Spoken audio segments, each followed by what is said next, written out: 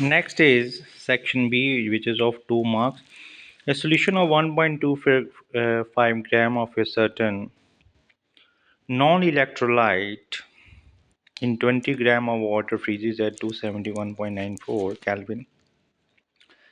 Calculate the molecular mass of solute. So it's a from the colligative property, that is depression in freezing point. So solute का इसका moles अगर हम कैसे find out करेंगे,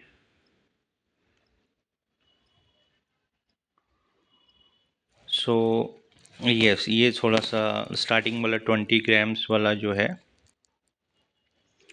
ये हमने इसका सॉल्वेंट का फाइंड आउट कर दिया। सो ये थोड़ा सा माइनर मिस्टेक है। देन डेल्टा टी एफ यहाँ से हमने नेक्स्ट करेक्ट किया, delta T F is K F into M. No here solute 1.25 gram है, तो इस डिवाइडेड बाय इसका मोलर मास, तो नंबर ऑफ मोल्स देगा। सॉल्वेंट जो है वो 20 ग्राम है, डिवाइडेड बाय 1000 तो केजी में हो जाएगा, क्योंकि by definition molality is number of moles of solute पर KG of solvent.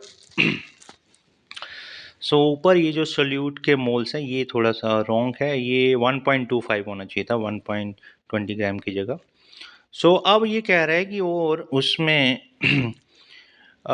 Freezing point, तो ये जब हम पानी में हमने कोई ऐसा नॉन इलेक्ट्रोलाइट वर्ड इसलिए लिखा है कि नहीं तो इसमें वेंटॉ फैक्टर आ जाएगा, अगर ये दो में इलेक्ट्रोलाइट होता तो दो इसमें कंपोनेंट में डिवाइड हो जाता, मतलब ये डिसोशिएट नहीं होता है।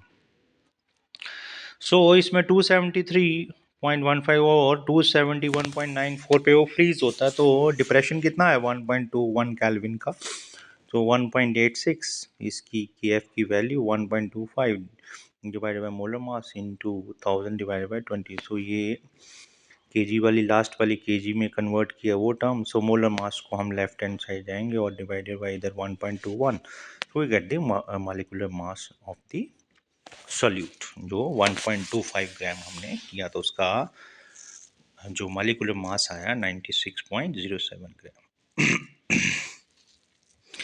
नेक्स्ट इज द कोरोजन है इसमें, सो इट्स ऑफ 2 मार्क्स, तो हम इसमें बिल्कुल छोटा सा डेफिनेशन लिखेंगे।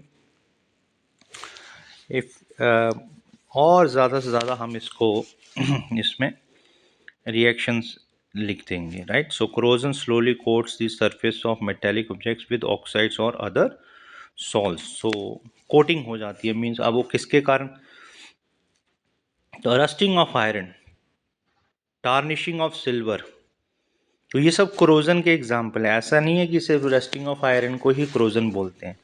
And development of green coating on copper and bronze are some of the examples of corrosion, right.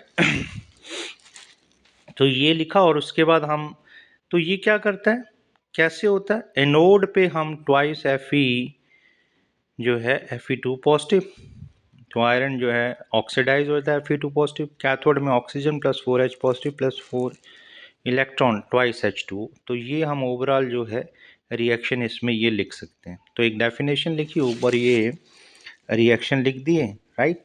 और लास्ट में पूछा है कि जैसे कि इसका फॉर्मूला क्या था, ferric ions are further oxidise by atmospheric oxygen to ferric ions which come out as rust in the form of hydrated ferric oxide and with further production of hydrogen ions, तो ये rust का formula लिख देंगे, right.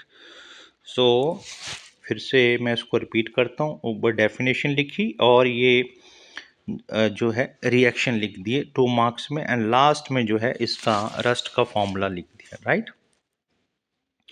तो ferric ion जो बने थे वो फर्दर जो है ऑक्सीडाइज हो जाते हैं, फेरस आयन जो है फेरिक में ऑक्सीडाइज हो जाते हैं, which comes out as rust in the form of hydrated ferric oxide, right. तो इसको हम रस्ट बोलते हैं, राइट। तो रेस्ट इज तो टेक्निकली तो ये 2 मार्क्स में आप डेफिनेशन एंड ये लिख सकते हैं, राइट। सो रेस्ट, तो you can if it comes in 3 marks में, तो पहला पेज ये पूरा लिख दीजिए, इसमें definition, bit of explanation in corrosion in metal is oxidized by loss of electrons, oxygen and formation of oxides, right। So ये, और then you explain in 5 marks you also explain this the mechanism कि कैसे हुआ ये, और H positive कहाँ से आया कि एटमॉस्फेयर में जो कार्बोनिक एसिड था उससे एच पॉजिटिव आए, right. H points in water में also be available due to dissolution of other acidic oxides from the atmosphere. तो वहाँ पर ये आप एनोड और कैथोड का पूरा एक्सप्लेन कर सकते हैं। एंड लास्ट में 5 मार्क्स में हम प्रिवेंशन ऑफ करोजन भी लिख सकते हैं।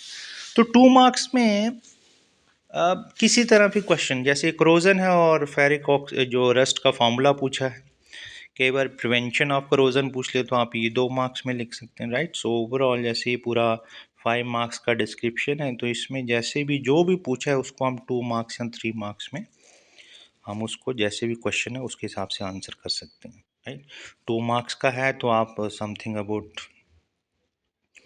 उसको 20-30 वर्ड्स पे लिखिए। तो 3 का है तो अबाउट 1 पेज, एंड और अगर 5 का है तो अराउंड 2 पेजेस के करीब अप्रॉक्सीमेटली ये आ जाएगा आंसर इसका।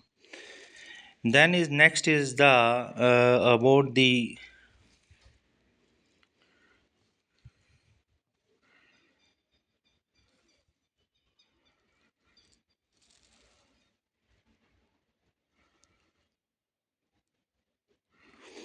yes conductivity and molar conductivity।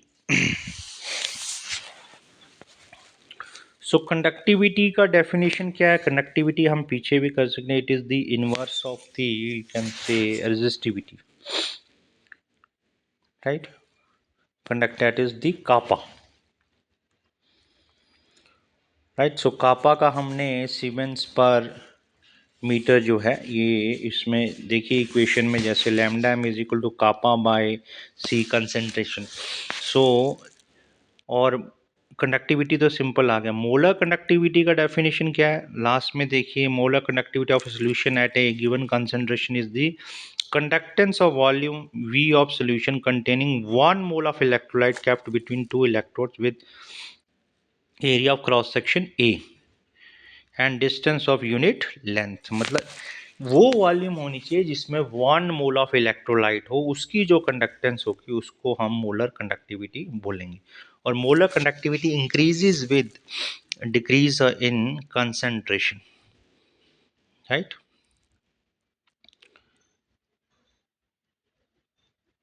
With decrease in concentration, तो कंसंट्रेशन डिक्रीज मतलब ये इसमें,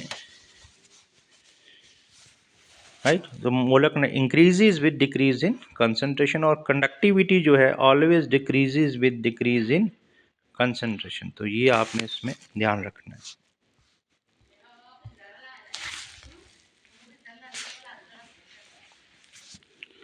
Half life of a reaction.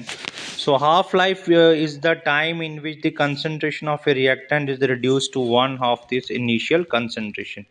तो जब वो टाइम जिसमें जो रिएक्टेंट है हाफ हो जाए, तो अगर मैं इसको रेट कांस्टेंट देखता हूँ